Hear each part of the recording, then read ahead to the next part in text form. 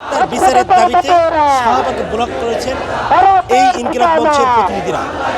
দর্শক, গত 12 তারিখে শরীফ ওসমান বিন হাদির উপরে দুর্বৃত্তদের গুলির আঘাতে তাকে কিন্তু বেশ গুরুতরভাবে আহত করা হয় এবং পরবর্তীতে তাকে কিন্তু ঢাকা মেডিকেলে নেওয়া হয় এবং 18 তারিখে আমরা যেটি জানতে পারি হাদি মৃত্যুবরণ করেছেন এবং তারপর থেকেই কিন্তু আমরা দেখতে পেয়েছি সাধারণ মানুষ এবং এই ইনকিলাব মঞ্চের প্রতিনিধিরা তারা কিন্তু রাস্তায় এসে প্রতিবাদ করেছেন এবং তারা কিন্তু বিভিন্ন ধরনের স্লোগান দিয়েছেন।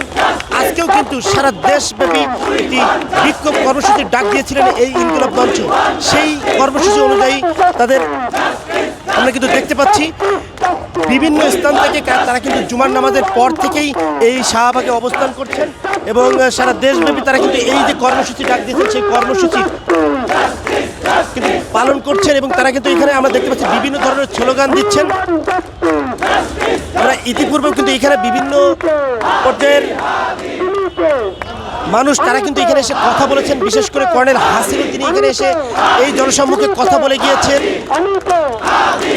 আজ জুমার নামাজের পরেই কিন্তু আমরা দেখতে পেয়েছি ঢাকা বিশ্ববিদ্যালয়ের যে সেন্ট্রাল মসজিদ আছে সেই সেন্ট্রাল মসজিদের থেকেও কিন্তু মুসল্লিরা বাইরে এসে তারা কিন্তু এই শাহবাগে অবস্থান করছেন এবং রাজধানীর বিভিন্ন মসজিদ থেকে তারা কিন্তু এসেছেন এবং দেশের বিভিন্ন স্থানে আজকে কিন্তু তাদের এই ইনকিলাব মঞ্চের পূর্ব ঘোষিত কর্মসূচি অনুযায়ী তারা কিন্তু আজকে ইনকিলাব মঞ্চের যে মুখপাত্র ওসমান বিন হাদির হত্যার বিচারের দাবিতে তারা কিন্তু বিক্ষোভের ডাক দিয়েছিলেন। আমরা যে ব্যানারটি দেখতে পাচ্ছি, নির্মূল করো ভারতীয় আগ্রাসন, মুক্ত করো বাংলাদেশ, এই ব্যানার নিয়ে তারা কিন্তু আজকে এই ইনকিলাব মঞ্চের যে নেতাকর্মীরা তারা কিন্তু এখানে আসছেন। আমরা এখানে কিন্তু নারীদেরও উপস্থিতি দেখতে পাচ্ছি, তারাও কিন্তু এখানে এসে প্রতিবাদ জানাচ্ছেন। বিশেষ করে গত 18 তারিখে ওসমান হাদির মৃত্যুর পরে থেকে বেশ একটা জোর দেখেছি আমরা এই সাধারণ মানুষের, তারা কিন্তু রাস্তায় এসে প্রতিবাদ এবং আমরা কিন্তু সেই রাতেও কিন্তু এই শাহবাগে অবস্থান করতে দেখেছি সাধারণ মানুষের, সেটি আমরা দেখতে পাচ্ছি।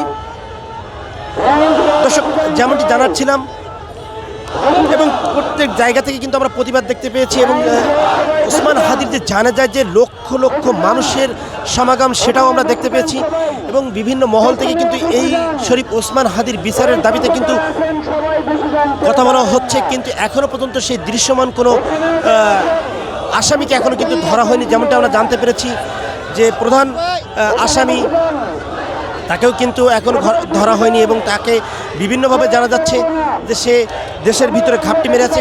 প্রাথমিক পর্যায়ে তাকে জানা গিয়েছিল যে দেশ থেকে চলে গিয়েছেন তথা ইন্ডিয়ায় পলাতক আছেন, এমনটা কিন্তু জানতে পেরেছিলাম। পরবর্তীতে কিন্তু আবার যেমনটি আমরা জানতে পেরেছি তিনি কিন্তু দেশের ভিতরে কোথাও ঘাপটি মেরে আছেন, এমনটা কিন্তু আমরা জানতে পেরেছিলাম।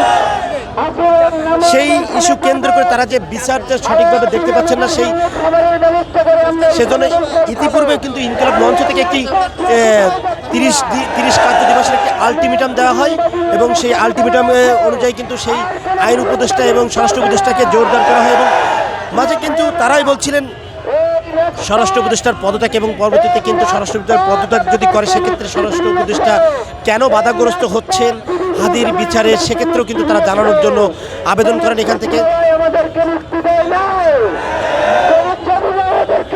দর্শক, যেমনটি বলছিলাম আমরা কিন্তু দেখতে পাচ্ছি শাহবাগে যে ইনকিলাব মঞ্চের নেতাকর্মীরা যে অবস্থান করছেন, শাহবাগের কিন্তু যান চলাচল বেশ ভালোভাবে একটা বিঘ্নতা ঘটছে এবং আমরা কিন্তু দেখতে পাচ্ছি যে বাংলা মোটর থেকে যে গাড়িগুলো আসলে গুলিস্তানের দিকে যাচ্ছে সেগুলোর জন্য রাস্তা ফাঁকা করে রেখেছেন প্রশাসন। আমার হাতের বাম দিকে যারা আছেন ভিডিও করবেন, সমস্যা নেই, কিন্তু বসে তারা একে ভিডিও করতে পারবেন না, বসেন পিছনে যারা আছে সবাই বসবে। তবে নিউ মার্কেট এবং নীলক্ষেত এরিয়া থেকে যে শাহবাগে ওঠার যে রাস্তাটা সেই রাস্তাটা কিন্তু বন্ধ করে দেওয়া হয়েছে এবং বিশ্ববিদ্যালয় থেকে যে শাহবাগে ওঠার যে রাস্তাটা সেটিও কিন্তু বন্ধ করে দেওয়া হয়েছে, যেমনটি আমরা দেখতে পাচ্ছি। দর্শক, যেমনটি বলছিলাম স্লোগানে মুখরিত করে রেখেছে এই শাহবাগের সেই 4 রাস্তার মোড়টাই, যেটির নাম এখন কিন্তু দেওয়া হয়েছে হাদি চত্বর।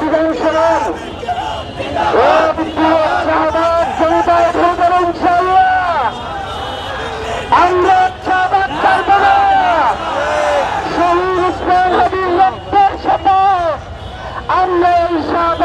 হাদি চত্বর ছেড়ে যাব না। দর্শক, যেমনটি বলছিলেন ইনকিলাব মঞ্চের আমাদেরকে সহযোগিতা করুন। মুখ্য সচিব, তিনি বলছিলেন যে শহীদ ওসমান হাদির রক্তের সাথে গাদ্দারি করে আমরা এই শাহবাগ ছেড়ে যাব না, এমনটা কিন্তু তিনি জানিয়েছেন। সুতরাং যেই ভাইয়ের ওসমান হাদির আমরা কিন্তু এখানে বিভিন্ন মহলের লোকজনের এখানে কিন্তু উপস্থিতি দেখতে পাচ্ছি এবং তারা কিন্তু এই শাহবাগের যে রাস্তার উপরে বসে গেছেন, আমরা কিন্তু সেটি দেখতে পাচ্ছি। আপনাদেরকে আরেকটি পিছন যাইতে হবে, কারণ আপনাদের কারণে পিছনের মানুষগুলো দর্শক, এই ছিল সর্বশেষ আপডেট শাহবাগ থেকে। আমাদের সাথে যুক্ত থাকুন। মানুষদেরকে